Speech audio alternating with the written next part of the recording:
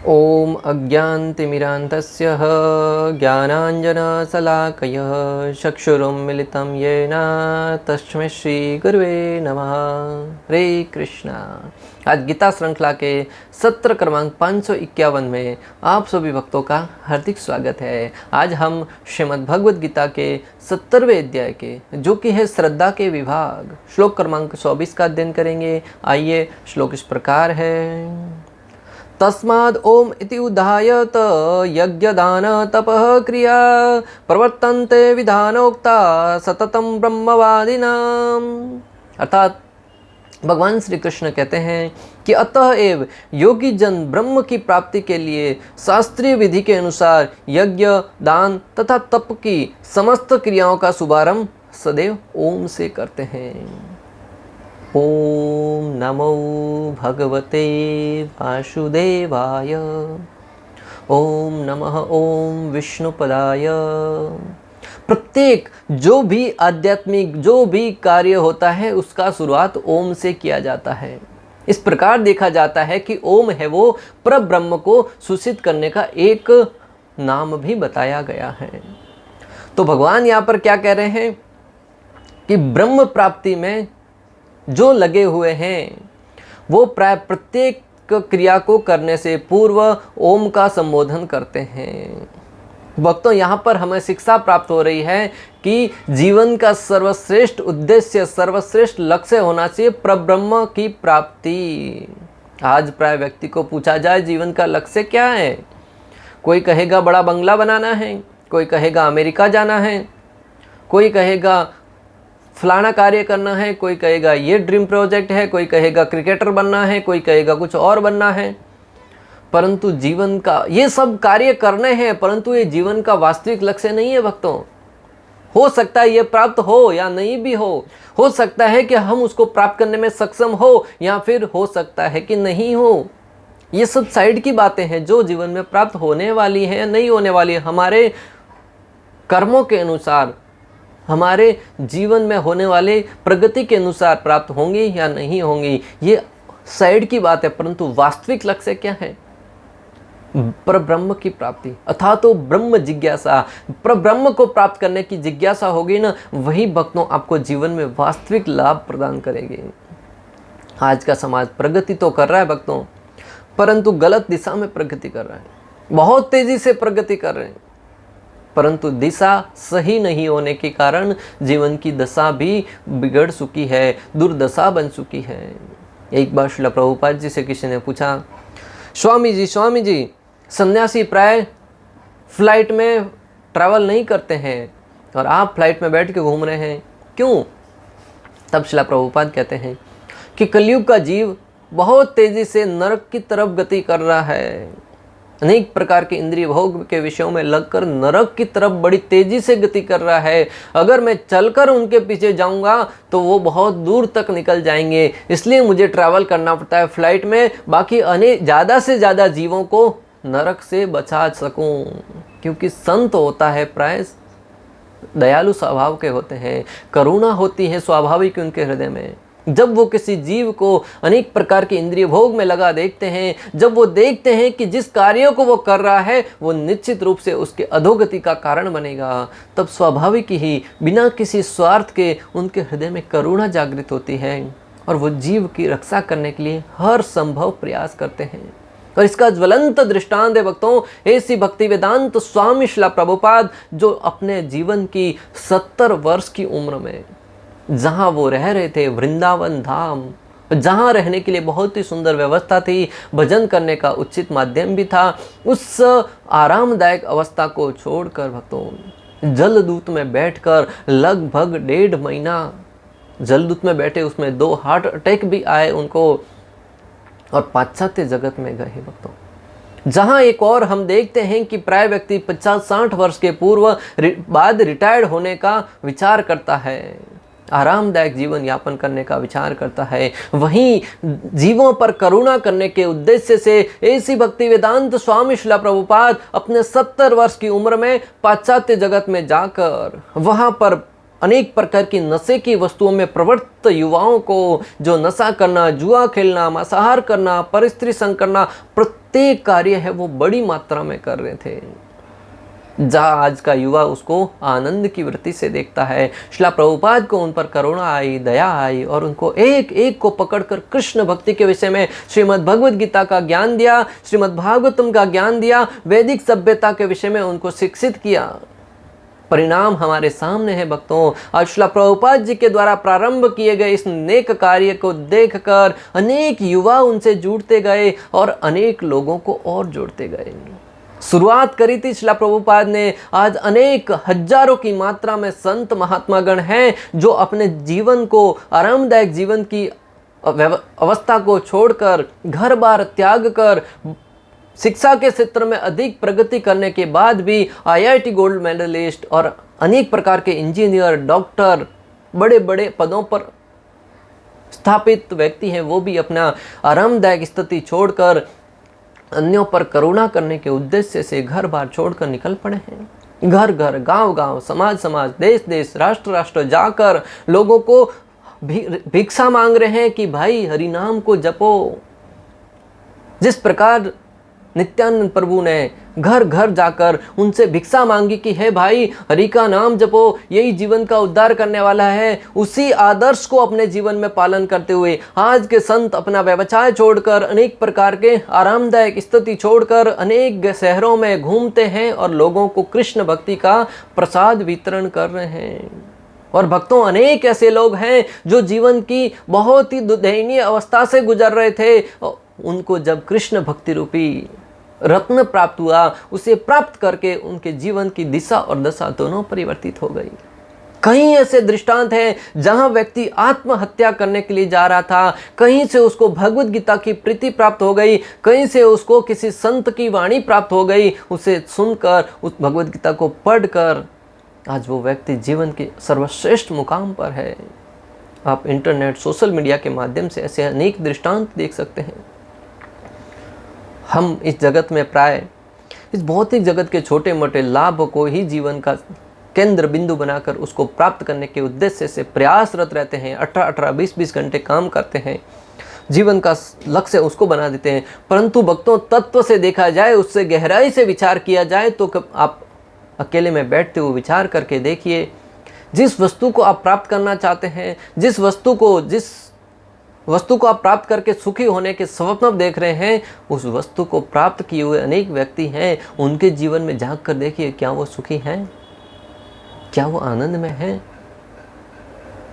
बुद्धिमान व्यक्ति होगा, वो विचार करेगा, हाँ ये जीवन में प्राप्त करना है, परंतु हमारा वास्तविक लक्ष्य परम ईश्वर भगवान श्री कृष्ण की सेवा करना है। जिस प्रकार एक नई नवेली बहू अपने ससुराल में जाती है, वहाँ पर वो अपने सास ससुर की सेवा करती है, ननद की सेवा करती है, जेठ जेठानी की भी सेवा करती है, देवर की सेवा करती है, परिवार से संबंधित प्रत्येक सदस्य की वो सेवा करती है उनकी आवश्यकता के अनुसार। परंतु अगर उससे पूछा जाए कि तुम वास्तविक प्रेम किससे करती हो, तो अगर उससे पूछा जाएगा तो उसका प्रश्न उत्तर यही होगा कि मैं अपने पति से प्रेम करती हूँ। उसी भांति हमें अपने जीवन में प्रत्येक के प्रति अपना उत्तरदायित्व निभाना है, भले वो परिवार के प्रति हो, समाज के प्रति हो, देश के प्रति हो, राष्ट्र के प्रति हो। हर एक कार्य को अच्छे से निभाना है, भले वो धन कमाने से संबंधित हो, परिवार का पालन पोषण करने से संबंधित हो, समाज की सेवा करने से संबंधित हो, राष्ट्र की सेवा करने से संबंधित हो। प्रत्येक कार्य को उचित ढंग से करना है, परंतु हमारे हृदय में हमें पता होना चाहिए कि हमें प्रेम एकमात्र गोविंद से करना है, मेरे कान्हा से करना है, मेरे लाला से करना है। और जो व्यक्ति श्री कृष्ण से प्रेम करता है ना, वही अन्यों की सेवा निस्वार्थ भाव से कर सकता है। अन्यथा जो श्री कृष्ण के आदर्शों को जीवन में पालन नहीं करता, वो अपने स्वार्थ में इतना अंधा हो जाता है भक्तों कि कई बार वो अनेक मासूमों के जीवन को अंत करने से भी पीछे नहीं हटता है। और आधुनिक समाज भक्तों इसमें कहीं बढ़ चढ़ के हिस्सा ले रहा है। जहाँ उसके स्वार्थ की बात आती है वो किसी के जान के साथ खिलवाड़ करने से भी पीछे नहीं हटता है, भले वो डॉक्टर के पैसे में हो, भले वो साइंटिस्ट के पैसे में हो, भले वो व्यवसाय के पैसे में हो। जहाँ कहीं भी आप दृष्टि उठाकर देखेंगे हर एक और होड़ मची हुई है, कैसे धन प्राप्त करूं, कैसे अपने जीवन में अधिक से अधिक धन प्राप्त करूं, भले उसके लिए अन्यों को अपनी जान जोखिम में डालने की भी कीमत चुकानी पड़े, उससे उसे कोई अंतर नहीं पड़ता है। और आए दिन ऐसे अनेक दृष्टांत हमारे सामने दिख रहे हैं, फिर भी मानव है वो अंधा होकर अपनी आंखें मूंद कर यूं गति कर रहा है जैसे उसे सब नजरअंदाज कर दिया। परंतु कर्मों का सिद्धांत है वो बहुत ही गहने भक्तों। भगवान श्री कृष्ण भगवद गीता में कह चुके हैं, गहना कर्मणो गति, कर्मों की गति है वो बहुत गहने भक्तों। जो कोई समझकर उसके अनुसार कार्य करेगा वो जीवन में सुखी होगा, अन्यथा आप कितने ही प्रयास क्यों न कर लो, जहाँ श्री गोविंद की इच्छा होगी होगा वही आखिर में। देव इच्छा से ही सब कुछ होता है, हमें अपना प्रयास करना है। कर्मण्योवाधिकारस्ते मां कलेषु पदासन, कि हमें कर्म करना है परंतु फल की इच्छा से वंचित होकर। फल निश्चित रूप से प्रदान करेंगे भगवान श्री कृष्ण। भगवद गीता कुरुक्षेत्र का युद्ध स्थल का प्रसंग भक्तों, अर्जुन ने घमासान युद्ध किया परंतु सारे के सारे कर्मों का फल श्री कृष्ण को अर्पण करते हुए, और इतिहास गवाह है अर्जुन अंत में विजय होकर निकला, तब नाम आज तक अर्जुन का ही हो रहा है भक्तों। हमें कर्म करना है, फल की इच्छा मत करो, फल निश्चित रूप से मिलेगा। जो हमारे लिए श्रेष्ठकर होगा वो भगवान श्री कृष्ण हमें अवश्य प्रदान करेंगे, परंतु हमें प्रयास ईमानदारी पूर्वक निश्चल भाव से करना है, बिना कपट के भाव से करना है। अगर हमारे हृदय में कहीं ना कहीं आकांक्षा बनी हुई है और हम दिखावे के लिए किसी कार्य को कर रहे हैं, तो हो सकता है उस फल को प्राप्त होने में कुछ परिवर्तन हो या कुछ समय लग जाए। अतः भगवान श्री कृष्ण के लिए संपन्न हर एक क्रिया सारे कार्य क्षेत्र की सिद्धि निश्चित कर देती है। ऋग्वेद में भक्तों वर्णन आता है 1.2.20 में, ओम तद विष्णु परम पदम, भगवान श्री विष्णु के शरण कमल परम भक्ति के आश्रय हैं। भगवान श्री विष्णु श्री कृष्ण के शरण कमल है वो भक्ति के परम लक्ष्य है। जीवन में एक ही लक्ष्य होना चाहिए, श्री कृष्ण के श्री चरणों की सेवा प्राप्त करना। बाकी लक्ष्य जीवन में आते जाते रहेंगे, वो प्राप्त होंगे नहीं होंगे, सुखी होंगे नहीं होंगे, परंतु जीवन का वास्तविक लक्ष्य होना चाहिए भगवान श्री कृष्ण के श्री चरणों की सेवा प्राप्त करना। और भगवान श्री कृष्ण के लिए संपन्न की जाने वाली हर एक क्रिया सारे कार्य क्षेत्र की सिद्धि निश्चित कर देती है। जो भगवान से भगवान को ही मांग लेता है, भगवान की सेवा को मांग लेता है, वह जीवन में हमेशा प्रसन्न रहेगा भक्तों। प्राय आज की तारीख में व्यक्ति जब भगवान के पास जाता है तो भगवान से अनेक प्रकार की भौतिक वस्तुएं मांगता है, धनम देई, पुत्रम देई, गाड़ीम देई, बंगलाम देई, परंतु भगवान से भगवान को कोई नहीं मांगता है। महाभारत का दृष्टांत भक्तों, दुर्योधन और अर्जुन दोनों भगवान श्री कृष्ण के पास मांगने के लिए गए थे। दुर्योधन ने भगवान से उनकी सेना मांग ली और भगवान श्री कृष्ण के सामने अर्जुन ने भगवान को ही मांग लिया। और पहला ऑप्शन अर्जुन के पास था। अर्जुन ने एक क्षण नहीं लगाया ये सोचने के लिए कि मुझे क्या मांगना है, तुरंत अर्जुन ने कह दिया कि हे गोविंद, हे कृष्ण, मुझे आप चाहिए। जब हम मंदिर में जाकर भगवान से भगवान को ही मांग लेंगे तो हमारा जीवन है वो आनंद से परिपूर्ण हो जाएगा। जिस प्रकार अर्जुन युद्ध में विजय होकर निकला, आज आप और हम भी इस भौतिक क्षेत्र के पग पग पर युद्ध की भांति सामना कर रहे हैं। घर से निकलते हैं, प्रत्येक कार्य में युद्ध का आह्वान है भक्तों। और इस जीवन के युद्ध में अगर श्री कृष्ण को हमारे सारथी के रूप में हमारे जीवन रूपी रथ पर आरूढ़ कर दिया तो जीवन की कोई शक्ति नहीं कि आपको जीवन से कोई डिगा सके। कुरुक्षेत्र का जब युद्ध संपन्न हुआ, जब पूर्ण हुआ, तब भगवान श्री कृष्ण ने अर्जुन से कहा कि अर्जुन रथ से नीचे उतरो। अर्जुन कहते हैं श्री कृष्ण आप पहले नीचे उतरो। भगवान ने अर्जुन से डांटते हुए कहा कि मैं कह रहा हूं ना तुम नीचे उतरो। तब अर्जुन भगवान के कहने पर रथ से नीचे उतरा। अंत में जब भगवान श्री कृष्ण नीचे उतरे, भक्तों इतिहास गवाह है बहुत जोर का धमाका हुआ और जो रथ था वो ब्लास्ट हो गया। अर्जुन ने आश्चर्य भरी निगाहों से भगवान की ओर देखते हुए भगवान से पूछा, हे भगवान ये क्या था? तब भगवान श्री कृष्ण कहते हैं कि हे अर्जुन, तुम जब इस रथ पर आसीन थे तो तुम्हारे विरोधी पक्ष से भीष्म पितामह, द्रोणाचार्य, दुर्योधन और कर्ण जैसे महान योद्धाओं ने अनेक प्रकार के बाणों का प्रहार किया। उन बाणों में एक एक बाण में वो शक्ति थी, एक ही क्षण में तुम्हारे रथ को ध्वस्त कर दे तुम्हारे सहित। परंतु जब तक मैं इस रथ पर सवार था तुम्हारा कोई बाल तक बांका नहीं कर सका। और जब युद्ध पूर्ण हुआ, मैं नीचे उतरा, तब उस तुम्हारा जो रथ था वो जलकर भस्म हो गया। भक्तों, ये अर्जुन की बात थी। हमें भी अपने जीवन में अनेक लोगों के बहुत ही घातक शस्त्रों का सामना करना होता है। ईर्ष्या रूपी, द्वेष रूपी, दूसरों के कटाक्ष रूपी प्रति क्षण अनेक बाण हमारी ओर आ रहे हैं, जो हमारे जीवन को तबाह कर देते हैं। जो व्यक्ति अपने जीवन रूपी रथ पर भगवान श्री कृष्ण को सारथी के रूप में आसीन करता है, उसके चारों ओर एक ऐसा कवच बन जाता है जो हर समय हर क्षण उसकी रक्षा करता है।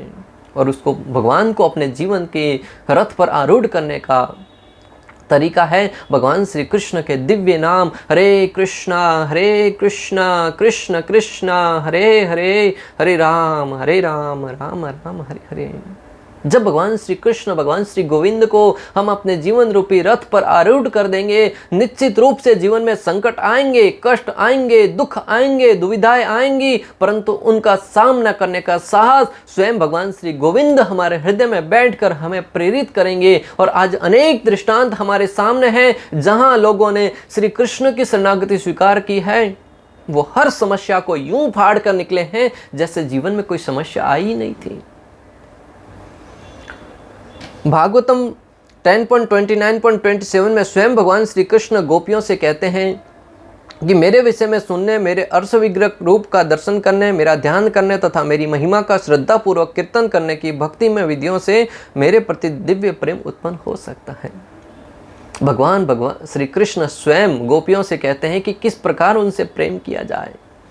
जो कोई व्यक्ति भगवान के विषय में श्रवण करता है, भगवान के अर्श विग्रह की सेवा करता है, भगवान के भक्तों की सेवा करता है, भगवान के मंदिर में जाकर अर्श विग्रह के साथ आदान प्रदान करता है, भले वो भेंट अर्पण करके हो, भले वो स्तुति करके हो, भगवान का नाम जप करके हो, धीरे धीरे निश्चित रूप से भगवान के प्रति हमारा प्रेम जागृत होता है। इस जगत में प्राय हम किसी व्यक्ति के बारे में सुनते हैं, उसकी महिमाओं के विषय में सुनते हैं कि उसने समाज के लिए, देश के लिए अनेक कार्य करे हैं, तब स्वाभाविक ही हमारे हृदय में उसके प्रति सम्मान का भाव आता है।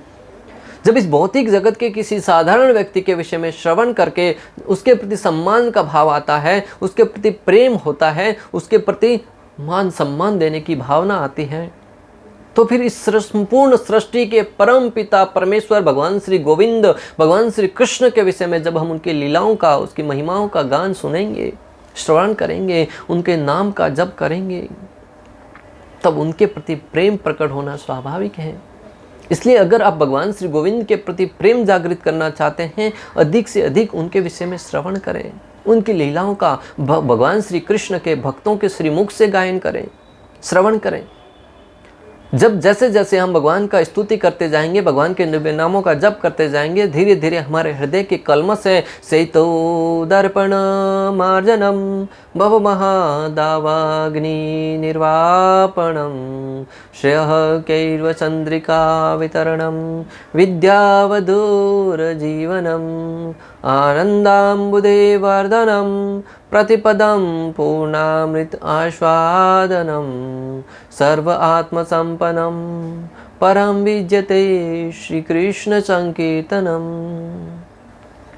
जैसे जैसे हम भगवान के दिव्य नामों का हरे कृष्णा कृष्ण कृष्ण हरे हरे, हरे राम राम राम हरे हरे दिव्य नामों का जप करते जाएंगे भक्तों, हमारे हृदय में अनेक प्रकार के कल्मश हैं, काम, क्रोध, लोभ, मोह, मद, मत्सर्य, अहंकार, ईर्ष्या, द्वेष, अनेक प्रकार के कल्मश, राक्षसी प्रवृत्तियां बैठी हुई है, वो एक एक करके उनका सर्वनाश होता जाएगा।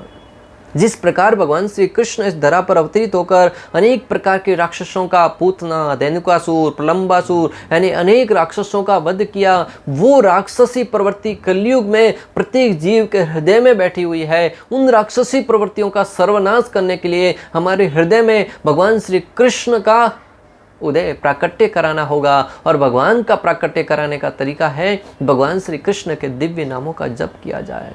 अद्वैत आचार्य ने भगवान श्री कृष्ण को बड़े करुणामय भाव से पुकारा, उनकी स्तुति करी, उनको इस धरा पर अवतरित होने के लिए आमंत्रित किया। इतिहास गवाह भक्तों, परम ब्रह्म संपूर्ण ब्रह्मांड के स्वामी श्री भगवान श्री कृष्ण चैतन्य महाप्रभु के रूप में आज से लगभग 500 वर्ष पूर्व इस धरा पर अवतरित हुए।